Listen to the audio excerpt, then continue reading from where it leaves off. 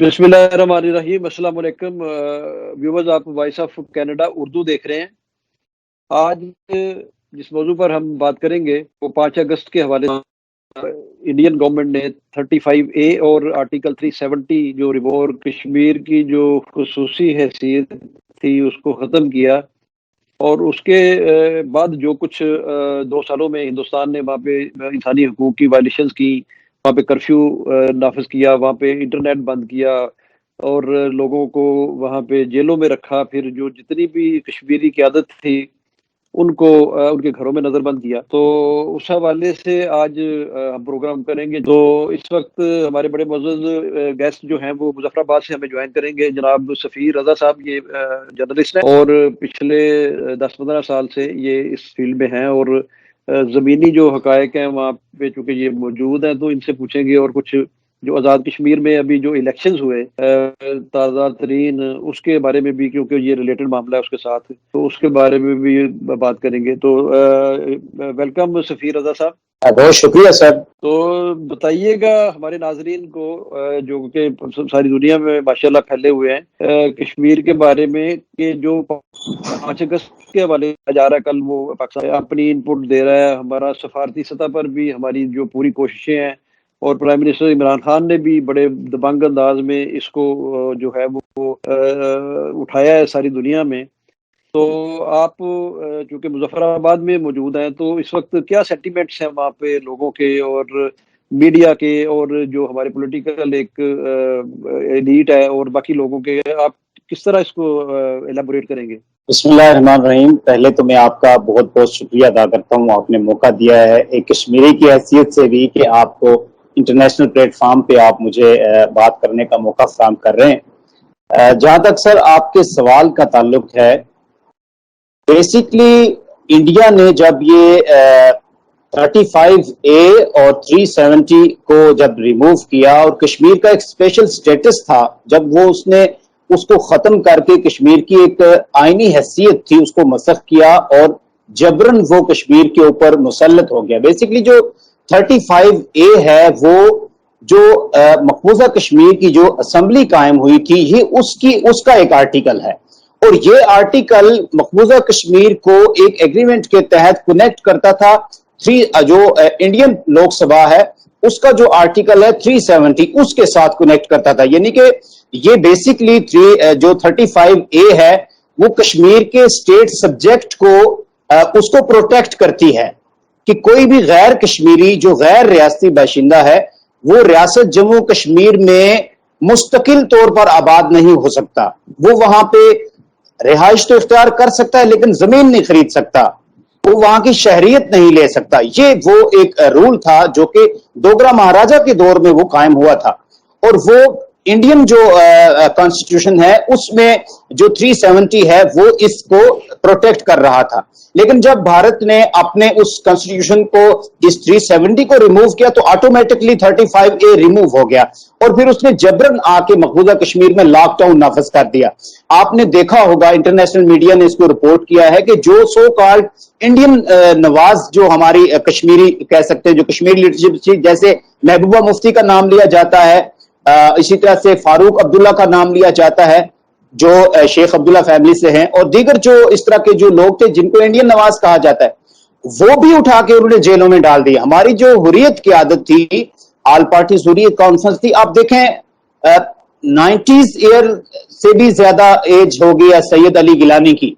बुजुर्ग तरीन शख्सियत है, इस वक्त वो 90 साल की उम्र से भी ऊपर जा रहे हैं, इंतहाई अलील है वो इन दिनों, अल्लाह ताला उनको सेहतियाब करे। उन जैसी शख्सियत को भी हाउस अरेस्ट कर दिया उन्होंने, उनको भी घर में नजरबंद कर दिया। आपने यासीन मलिक को उठा के जेल में डाल दिया, आपने क्या कहते हैं मीरवाइज उमर फारूक को उठा के जेल में डाल दिया, आपने शबीर शाह को जेल में डाल दिया, आपने दीगर जो जफर भट्ट है उनको जेल में डाल दिया और विदाउट एनी किसी जो है वो लीगल प्रोसीजर के उनको आपने जेलों में डाल दिया। और फिर वही नहीं बल्कि जो इंडियन नवाज की आदत थी, जो वहां पे कठपुतली हुकूमत में लोग जो शामिल थे,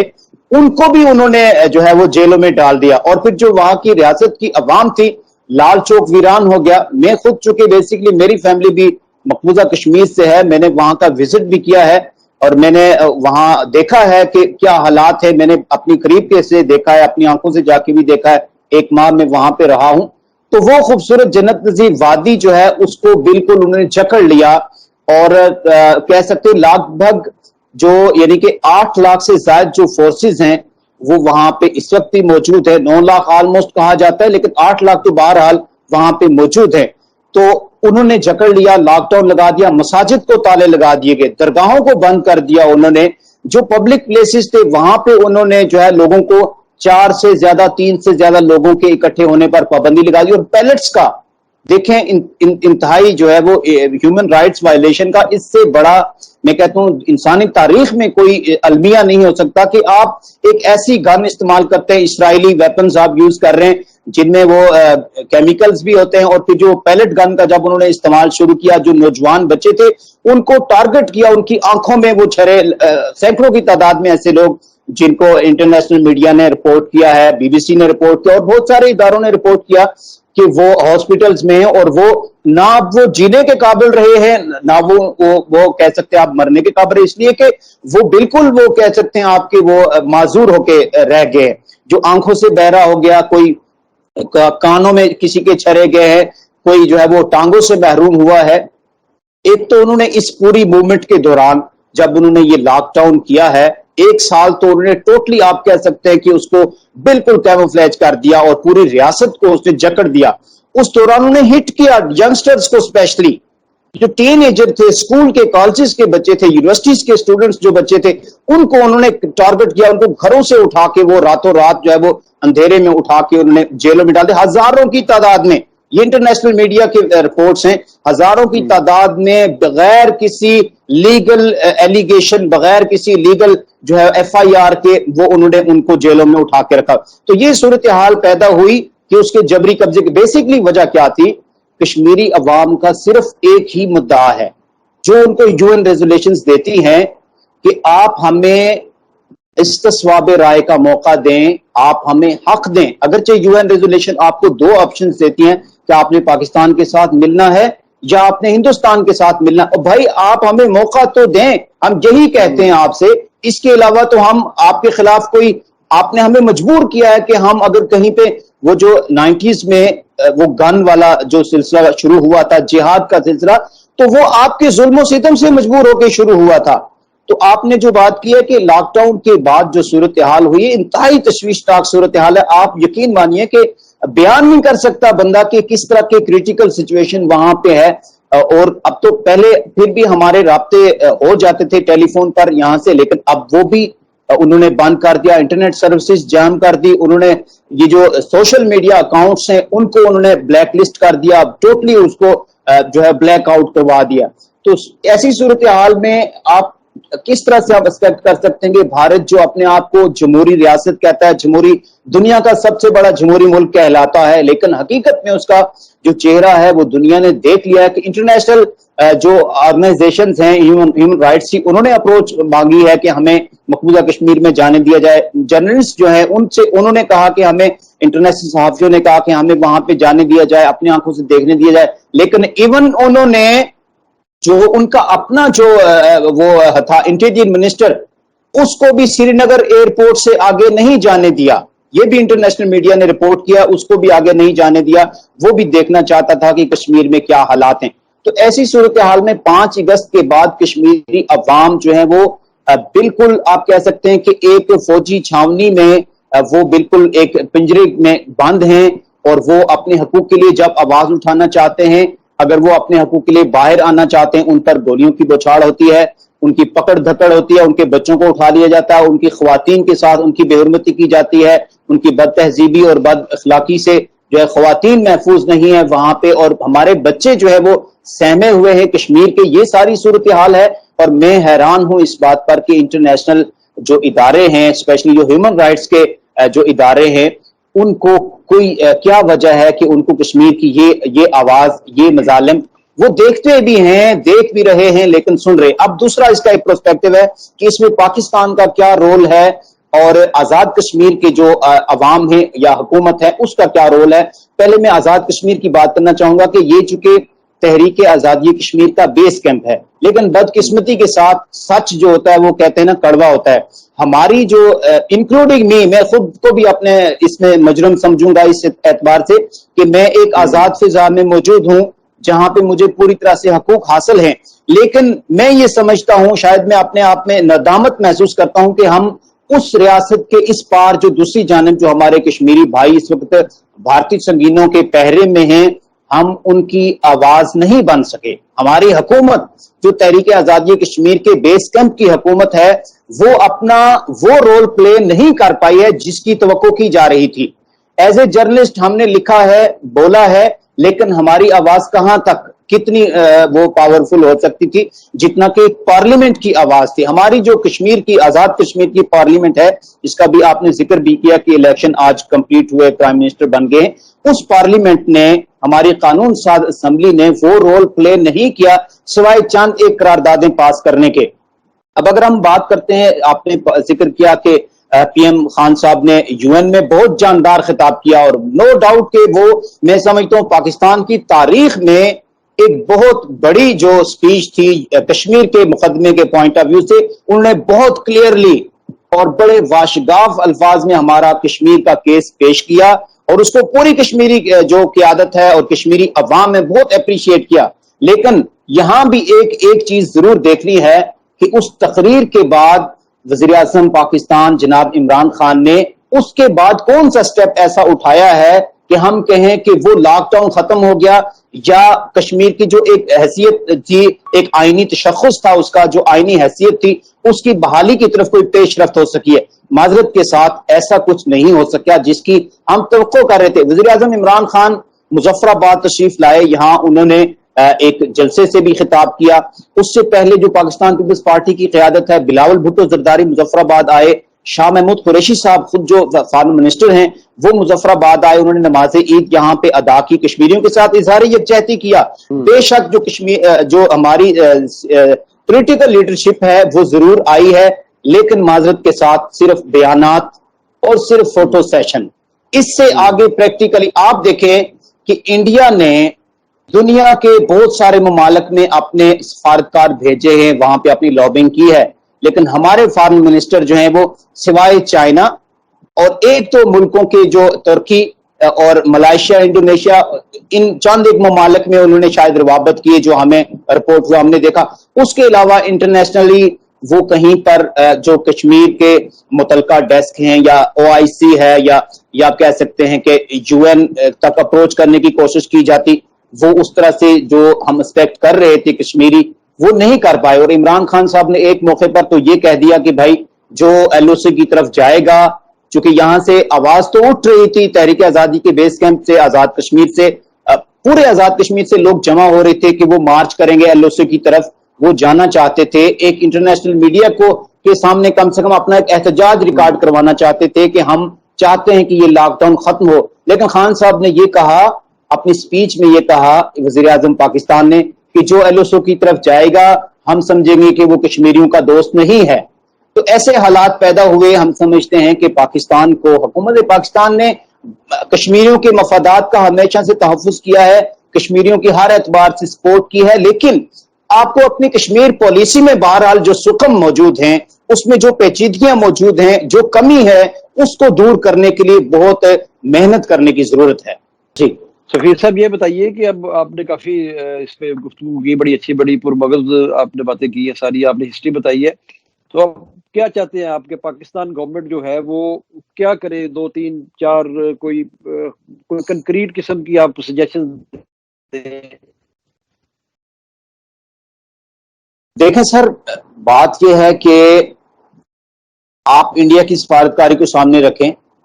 کہ انڈیا کس طرح سے لابنگ کر رہا ہے. وہ تو اب اقوام متحدہ کی جو سلامتی کونسل ہے اس کی مستقل ممبرشپ کے لیے اپلائی کر رہا ہے، اس کی حمایت لے رہا ہے. اور ہماری صورتحال یہ ہے کہ ہم گرے لسٹ میں آ رہے ہیں، ہم پیچھے جا رہے ہیں، ریورس ہو رہے ہیں، انڈیا آگے جا رہا ہے. تو ہمیں ضرور دیکھنا چاہیے کہ پاکستان کی سفارتکاری میں کہاں پہ جو ہے وہ سکم ہیں، کہاں پہ کشمیر کے حوالے سے اگر ہم اسپیشلی بات کریں تو کیا وجہ ہے کہ آپ نے یو این کی سلامتی کونسل میں اپنا ایک اچھا مدلل اور بڑا تفصیلی خطاب جو کیا، جس میں آپ نے کشمیر کو بلڈ بات ڈکلیئر کر دیا، آپ نے سارے مظالم کا تذکرہ بھی کر دیا، اور آپ نے یہ بھی کہہ دیا کہ اگر یہ مسئلہ سارٹ آؤٹ نہیں ہوتا تو 2 ایٹمی طاقتیں سامنے آ جاتی ہیں۔ خان صاحب، اس کے بعد کیا ہوا؟ اس کے بعد آپ کیوں پیچھے چلے گئے؟ کون سی طاقت ہے کہ آپ اس کے بعد فرنٹ فٹ پر آ کر نہیں کھیل رہے ہیں؟ ہم یہ کہتے ہیں کہ آپ کو یو این کی سلامتی کونسل میں جاندار آواز اٹھانی ہوگی، آپ کو انٹرنیشنل ہیومن رائٹس کے اداروں کو موبلائز کرنا ہوگا، آپ کو جو کشمیر ڈیسک ہیں وہ مختلف ممالک میں جو اسپیشلی ہیومن رائٹس کے حوالے سے جو ممالک ڈیموکریٹ ممالک ہیں، اسپیشلی برطانیہ میں، امریکہ میں، فرانس میں، اور اسی طرح سے جو دیگر یورپی ممالک ہیں، وہاں پر آپ کو اپنی سفارتکاری کو مضبوط کرنا ہے، کشمیر کا کیس پیش کرنا ہے۔ اور ایک بات میں ضرور کہوں گا کہ ہمارے جو سابق پرائم منسٹر جو آج سابق ہوئے راجہ فاروق حیدر خان صاحب، انہوں نے ایک بڑی زبردست بات کی۔ انہوں نے کہا کہ بھائی آپ مجھے آگے کریں، میں بطور کشمیری اپنا کیس پیش کروں گا تو دنیا میری بات کو زیادہ اہمیت دے گی، اور میں as a Kashmiri citizen, as a ایک جرنلسٹ کے میں یہ سمجھتا ہوں کہ یہ بات ویلڈ ہے۔ اگر کشمیری اپنا کیس خود پیش کرے گا تو جتنی درد کے ساتھ اور جتنی تڑپ کے ساتھ اور جتنی محنت کے ساتھ کشمیری خود اپنا کیس پیش کرے گا، میرا نہیں خیال کہ ہم نہیں کہ یہ بات قطعاً ہم نہیں کہتے کہ پاکستان ہمارا کیس پراپرلی پیش نہیں کر رہا،